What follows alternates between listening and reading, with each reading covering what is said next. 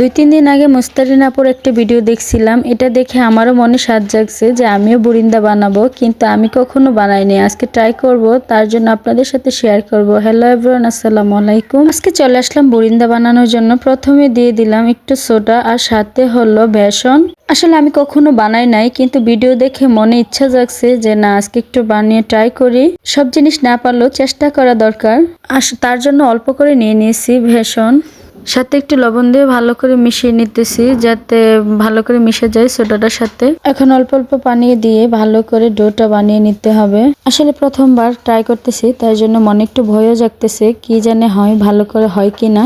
যাই হোক, ফাইনালি আমার ডোটা বানানো হয়ে গেছে বুরিন্দা বানানোর জন্য। আসলে এক এক অঞ্চলে এক এক ভাষা, আমরা বুরিন্দাই বলি। এদিকে ডোটা বানিয়ে এদিকে আমি আবার শিরা বানানোর জন্য পানি দিয়ে চিনি দিয়ে বসিয়ে দিলাম চুলার মধ্যে। চিনিটা যখন শিরা হয়ে যাবে তখন এটাকে নামিয়ে রেখে দেব। এদিকে আমি যখন চুলার মধ্যে কড়াই বসাইতেছি তখন আমার ছোট ননদের হাজবেন্ড বলতেছে, ভাবি আমিও তো পারি, চলেন আমরা দুইজন একসাথে বানাই। এটা নিয়ে আমরা অনেক মজা করতেছি। তারপর আমি বলতেছি আমি বানাই, দেখেন কিভাবে হয় কিনা। যাই হোক, এদিকে আপুর দেওয়া পদ্ধতিটাই আমি বেছে নিছি। আমি একটা ছাকনির মধ্যে নিয়ে নিছি।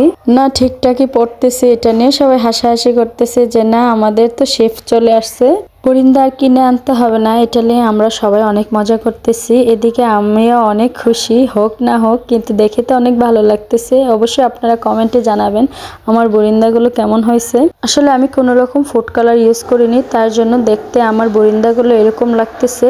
আর এদিকে আমার ছোট ননদের হাজবেন্ড তো আমাকে নিয়ে অনেক মজা করতেছে, বলতেছে এত অল্প তেল দিছেন কেন, এত অল্প তেল দিয়ে তো এগুলো ভাজা হবে না ভালো করে। যাই হোক, মজার ছলে বুরিন্দাগুলো বানিয়ে নিলাম। অবশ্যই কেমন হয়েছে কমেন্টে জানাবেন। ইনশাল্লাহ দ্বিতীয়বার বানালে এর থেকে ভালো করে বানানোর চেষ্টা করব। এই ছিল আজকের ভিডিওটি কেমন হয়েছে এবং বুরিন্দাগুলো কেমন হয়েছে অবশ্যই কমেন্টে জানাবেন। আর সবাই ভালো থাকবেন, সুস্থ থাকবেন। আল্লাহ হাফেজ।